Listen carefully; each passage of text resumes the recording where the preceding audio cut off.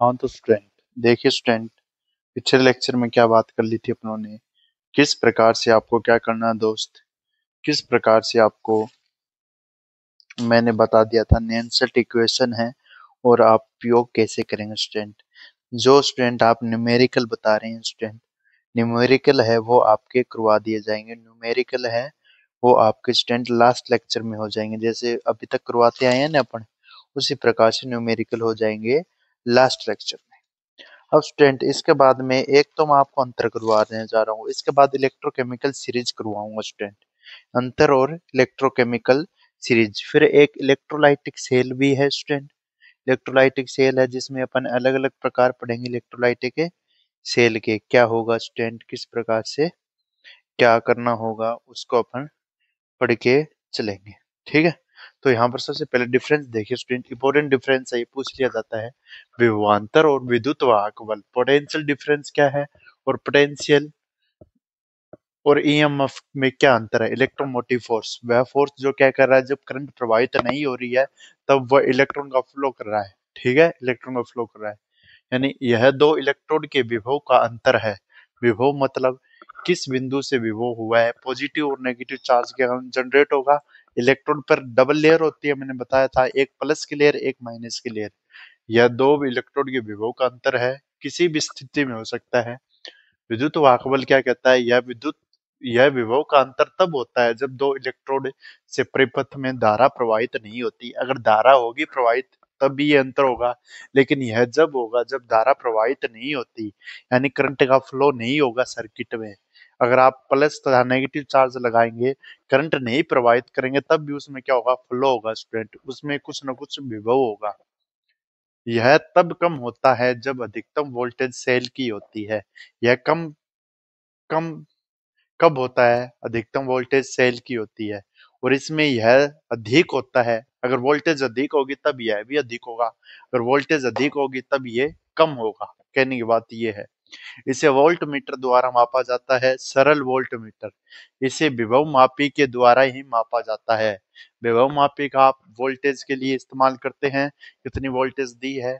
और आपके फिजिक्स में स्टूडेंट आप जॉकी नाम की कोई कुंजी लगाते हैं, विभव मापी होता है, उसमें आप वोल्टेज किसी करंट में प्रवाहित करते हैं तो उसको लगा लगा के देखते हैं, इस पे कितना वोल्टेज है, इस पे इतना वोल्टेज है, विभव मापी। इसे वोल्ट मीटर द्वारा, इसमें नियमित गति से परिपथ में विद्युत का प्रवाह होता है, यानी इसमें क्या होता है, steady electron flow, steady electron flow in circuit. और इसमें क्या होता है, नियमित गति से विद्युत का प्रवाह इसमें नहीं, इसमें होता है और इसमें नहीं होता। Does not flow, does not steady flow in circuit. और इसमें क्या होता है, विद्युत का प्रवाह नियमित गति से होता है।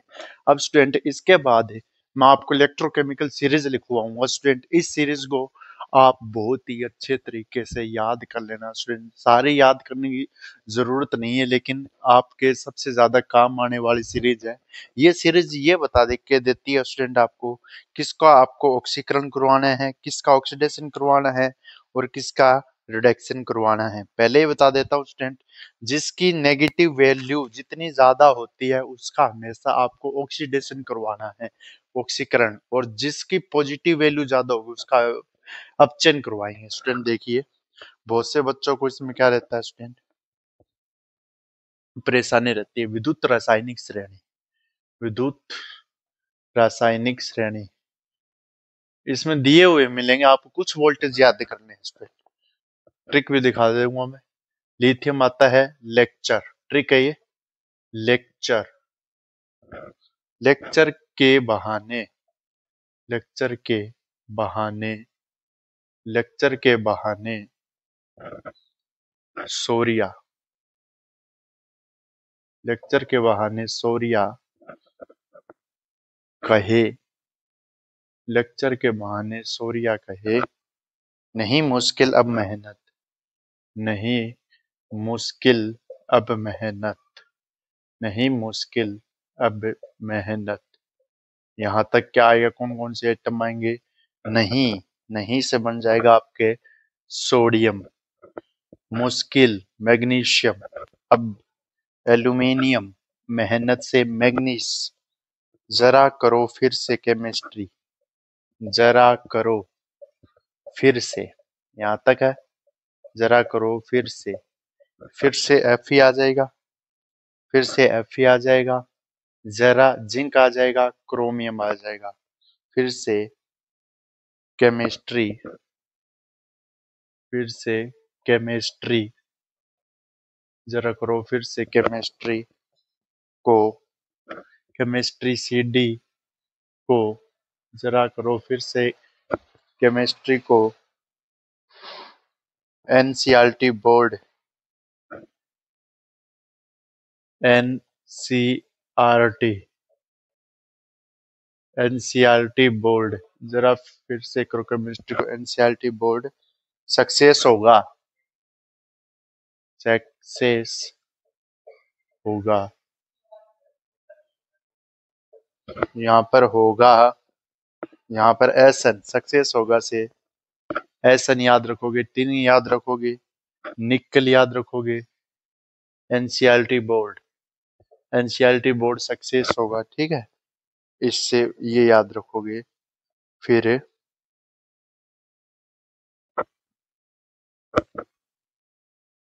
पीडब्ल्यू है फिजिक्स वाला, पीडब्ल्यू है क्योंकि हमेशा, पीडब्ल्यू है क्योंकि हमेशा आगे पीछे आपके, आगे पीछे आपके, ठीक है स्टूडेंट। ये ट्रिक है, आगे पीछे आपके। एयू आएगा यहाँ पर, पीछे प्लेटिनम आएगा, एच आएगा स्टूडेंट, और आपके एच आएगा स्टूडेंट। क्योंकि, क्योंकि पीडब्ल्यू से लेड आएगा स्टूडेंट। ये है, देखो फिर से लेक्चर के बहाने, लेक्चर लिथियम के बहाने सौर्या कहे नहीं मुश्किल अब मेहनत जरा करो। यहाँ से potassium, barium, barium, SR, strontium, calcium, sodium, magnesium, aluminium. यहाँ पर मैग्नीज, जिंक, क्रोमियम, फेरस। यहाँ पर कैडमियम, कोबाल्ट, निकल, टिन। यहाँ पर पीबी, लेड। और यहाँ पर हाइड्रोजन, यहाँ से कॉपर, यहाँ पर मरकरी, यहाँ पर सिल्वर, और यहाँ से प्लेटिनम, और यहाँ पर एयू। ये स्टूडेंट इसकी ट्रिक रहेगी। इसकी कुछ बातें लिखा देता हूँ स्टूडेंट। इसका 0.5 वोल्टेज होता है, के है -0.93 वोल्टेज।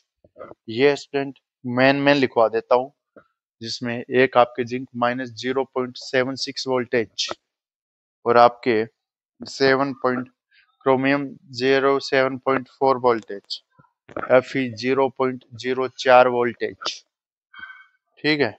और यहाँ पर आपको इसका 1.42 voltage, electrode potential, reduction potential 1.18 voltage, 0.80 voltage, 0.80 voltage. 80 का 0.79 वोल्टेज, 0.34 वोल्टेज, 0.0 वोल्टेज, और यहाँ पर 0.80 वोल्ट। अब स्टूडेंट समझिएगा क्या कहना चाह रही है इलेक्ट्रोकेमिकल सीरीज।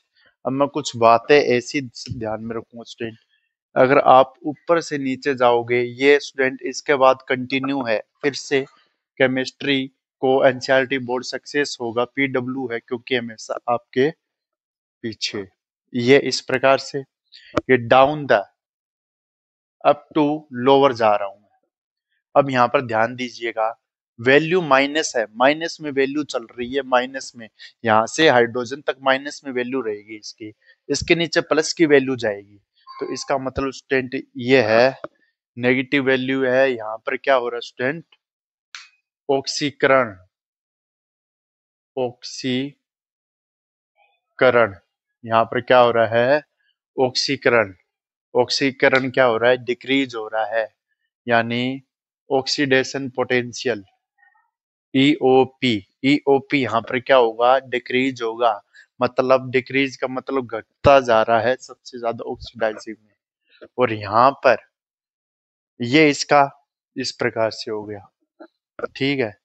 इसका मतलब यहाँ पर ईओपी घट रहा है, तो यहाँ पर क्या हो रहा है, अगर मैं ऊपर जाऊंगा ईआरपी इलेक्ट्रोड रिडक्शन पोटेंशियल, अपचयन विभव यानी अपचयन होने की क्षमता यहाँ पर बढ़ती जाएगी। अपचयन होने की क्षमता यहाँ पर घटती जा रही है, यहाँ पर घट रही है, मतलब सबसे ज्यादा इसका है, फिर इसका लास्ट तक कम हो गया। अपचयन विभव क्या होगा, यहाँ से बढ़ेगा, सबसे कम ज्यादा ज्यादा ज्यादा ज्यादा, ठीक है, यहाँ से उल्टा हो जाएगा। यानी मैं एक बात कह सकता हूँ, यानी जिसका ऑक्सीडेशन पोटेंशियल सबसे ज्यादा है उसका ईआरपी, उसका रिडक्शन पोटेंशियल सबसे कम है, उसका रिडक्शन पोटेंशियल सबसे कम है। और ये आपके स्टैंडर्ड माना जाता है क्योंकि 0.0 वोल्टेज इसका आपके जो ऑक्सीडेशन रिडक्शन पोटेंशियल होता है दोनों मान, ठीक है, इलेक्ट्रोड पोटेंशियल होता है। इसका मतलब मैं आपसे स्टूडेंट क्वेश्चन करूँ, इस पे क्वेश्चन स्टूडेंट ऐसे करूं, यानी एक तो आपके पास लिथियम है, एक आपके पास पीटी है और एक आपके पास एयू है। सबसे पहले ऑक्सीकरण किसका होगा, सबसे पहले ऑक्सीकरण ऑक्सीकरण किसका होगा, बात ये है। अपचयन विभव पता चल गया, अपचयन सबसे ज्यादा, ये अपचयन है, ये अपचयन है, यानी ये अपचयन वाली कैटेगरी में आ गया। ये अपचयन है, सबसे अपचयन इधर करते चलेंगे इधर कम होगा, इधर जाएंगे तो डिक्रीजेज हो जाएगा। जो सबसे ज्यादा इसका है यहाँ पर डिक्रीज हो रहा है, ऑक्सीकरण यहाँ पर इसका इंक्रीज होता चला जाएगा, ठीक है, अपचयन। अब यहाँ से मतलब जितनी पॉजिटिव वैल्यू है उसका अपचयन क्या है, यहाँ पर इंक्रीज हो रहा है, उसका सबसे कम अपचयन है। समझिए स्टूडेंट, किसका होगा, एग्जाम्पल में आएगा स्टूडेंट लिथियम, प्लेटिनम या एयू, आपसे ऑक्सीकरण पूछा है तो सबसे ज्यादा ऑक्सीकरण इसका है, तो लिथियम का सबसे ज्यादा ऑक्सीकरण होगा। फिर पीटी और एयू है, प्लेटिनम और एयू है, यहाँ पर देखिए आप यहाँ पर क्या पता लगाएंगे ऑक्सीकरण में, आप ऑक्सीकरण डिक्रीज कर रहे हैं, यहाँ से यहाँ तक जा रहे हैं ऑक्सीकरण डिक्रीज कर रहे हैं, ठीक है, ऑक्सीकरण डिक्रीज कर रहे हैं, तो इसका मतलब आप क्या कर रहे हैं स्टूडेंट, ऑक्सीकरण पीटी और एयू में से ऊपर कौन आ रहा है, पीटी, ये ऑर्डर आ जाएगा, ये ऑर्डर आ जाएगा। और देखिए स्टूडेंट, इस पे कुछ क्वेश्चन बता देता हूँ, इसी पे बेस्ड बता देता हूँ। एक क्वेश्चन है स्टूडेंट आपके दिया हुआ है, अपचयन विभव के ऑर्डर में बताइए। एनसीईआरटी का भी क्वेश्चन स्टूडेंट ये मैं यहाँ पर देख के बता देता हूँ स्टूडेंट। अपचयन विभव दिया हो तो आप कर लोगे student. Using the data flowing strongest reducing agent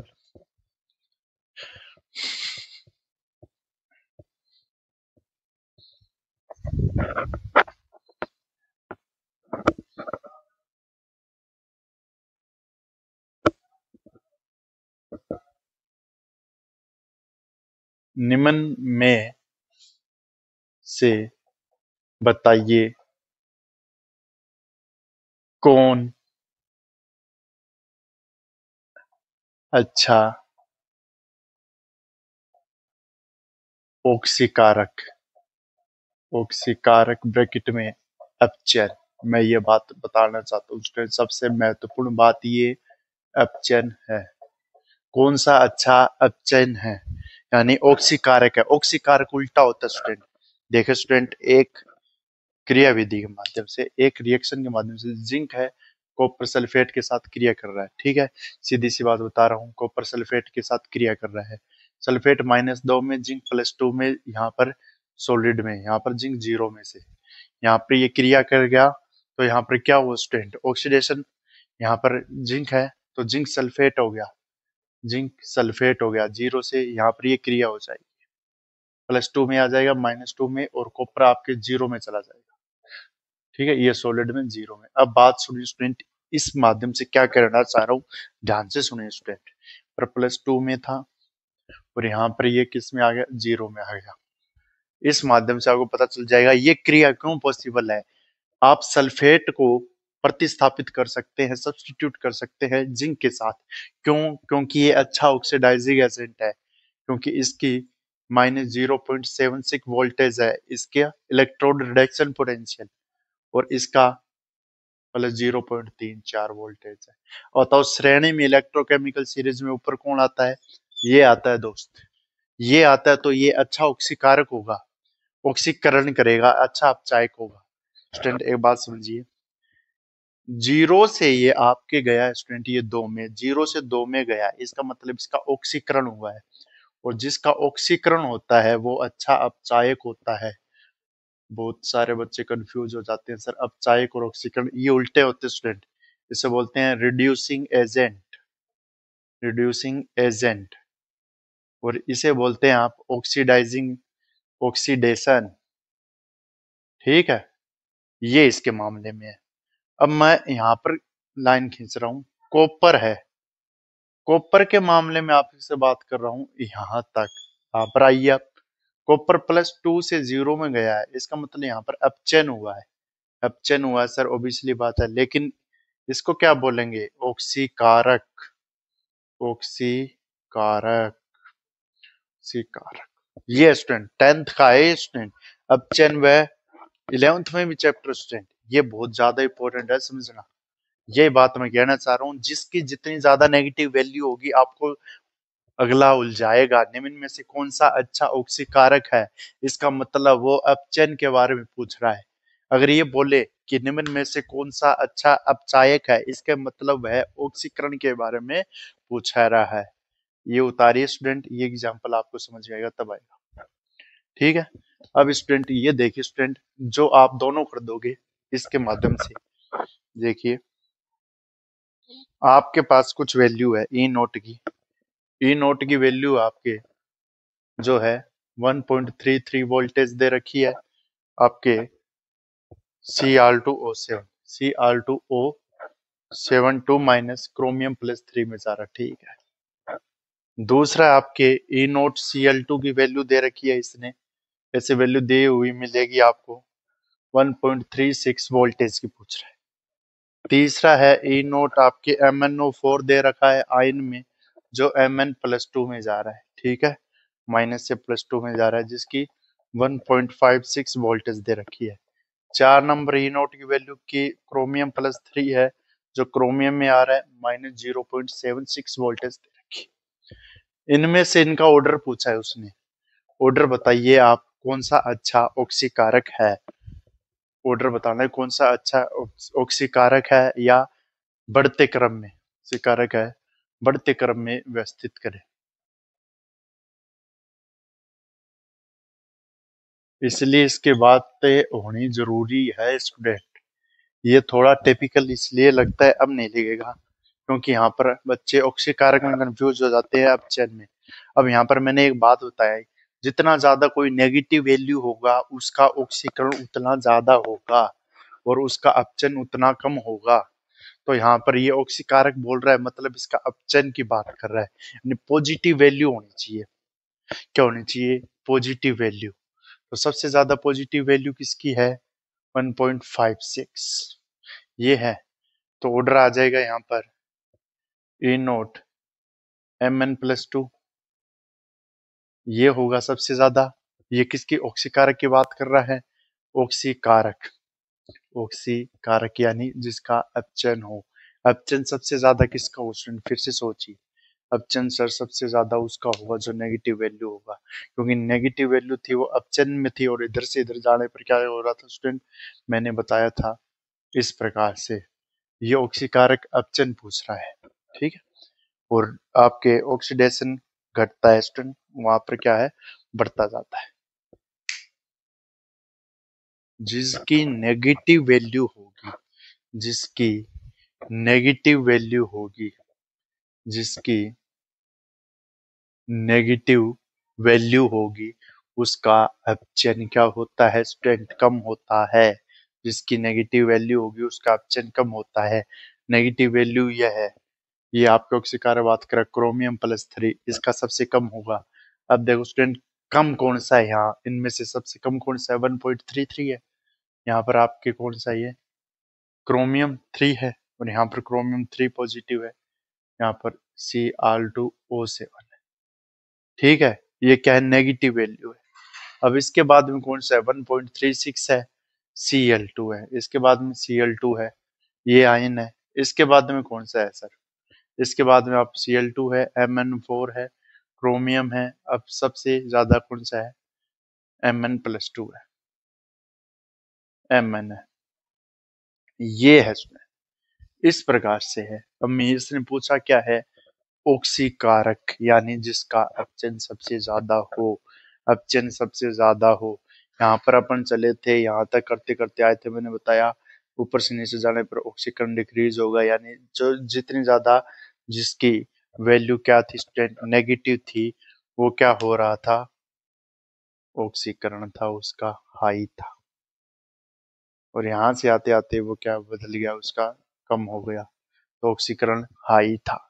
और ये अपचयन की बात पूछ रहा है, तो स्टूडेंट आपके ये ऑर्डर आ जाएगा। ठीक है, इस प्रकार से ये ऑर्डर आ जाएगा, किसका रिड्यूसिंग एजेंट सबसे ज्यादा कौन सा है, और आपके किस प्रकार से क्या होगा, स्ट्रॉन्गेस्ट रिड्यूसिंग एजेंट कौन होगा। इस प्रकार से ये स्ट्रॉन्गेस्ट रिड्यूसिंग एजेंट कौन होगा, ठीक है, जो आसानी से रिड्यूसिंग एजेंट। और इसमें ऑक्सीकारक की बात कर दी, ऑक्सीकारक सबसे ज्यादा Mn वाला होगा, स्टूडेंट सोचना ही नहीं है। यहाँ पर ये नमत के देना सर आप क्रोमियम वाला कर रहे हो, ये सबसे ज्यादा अपचायक है, अपचयन दर्शाएगा। ये क्या दर्शा रहा है, ऑक्सीकारक मतलब ये अपचयन दर्शा रहा है, अपचयन होगा। और ये क्या दर्शा रहा है, ये ऑक्सीकरण को, ऑक्सीकरण ऑक्सीकरण को दर्शा रहा है, मतलब ये क्या है, अपचायक है, अपचायक को दर्शा रहा है। फिर से एक क्वेश्चन और देखिए स्टूडेंट, अब आएगा स्टूडेंट, अब आपको दो दो एग्जाम्पल लेके, वरना ये ऊपर से जाएगा। ठीक है, दो दो एग्जाम्पल लेके और बता देता हूँ स्टूडेंट, तब आपको अच्छे समझ में आ जाए। वोल्टेज और दे देता हूँ ना, लिथियम -0.34 वोल्टेज, पोटेशियम -2.93 वोल्टेज, और आपकी कैल्शियम 2.87 वोल्टेज। ये बोला ये लिथियम पोटेशियम 87 वोल्टेज। निम्न में से सबसे निम्न में से सबसे अच्छा ऑक्सीकरण किसका होगा, सबसे अच्छा ऑक्सीकरण, ब्रैकेट में लिख देता हूँ, ऑक्सीकरण ब्रैकेट में लिख देता हूँ, अपचायक किसका होगा। ठीक है स्टूडेंट, इसमें देखिए स्टूडेंट, मैंने बताया ऑक्सीकारक। अब यहाँ पर वो टेबल याद करो, यहाँ से यहाँ तक चल रहे थे, तो ऑक्सीडेशन क्या हो रहा था, ऑक्सीडेशन क्या हो रहा था, डिक्रीज हो रहा था, डिक्रीज। और यहाँ पर आपकी वैल्यू कौन सी थी, नेगेटिव, और यहाँ पर थी प्लस की, ऐसे याद रखो। आपसे क्या पूछा है, ऑक्सीकरण किसका होगा, यानी जिसकी वैल्यू नेगेटिव सबसे ज्यादा होगी वो अच्छा ऑक्सीकरण होगा, नेगेटिव वैल्यू ज्यादा इसकी है, तो Li क्या है आपके सबसे अच्छा, मैक्सिमम ऑक्सीडेशन, इसका मैक्सिमम ऑक्सीडेशन होगा। और सबसे कम वाला कौन सा है, ये कैल्शियम का क्या होगा, इसकी तुलना में रिडक्शन, इसका होगा रिडक्शन। और इसे ही आप क्या बोल सकते हैं, रिड्यूसिंग एजेंट। और इसे आप क्या बोल सकते हैं, ऑक्सीडाइजिंग एजेंट। ये रिड्यूसिंग, रिडक्शन और ऑक्सीडाइजिंग एजेंट, ऑक्सीडाइजिंग एजेंट, इसे रिड्यूसिंग एजेंट। ठीक है स्टूडेंट, आज के लिए इतना ही। इसके बाद अपन स्टार्ट करेंगे electrolytic cell. Okay guys, bye. बताइए लेक्चर कैसा लगा, धन्यवाद।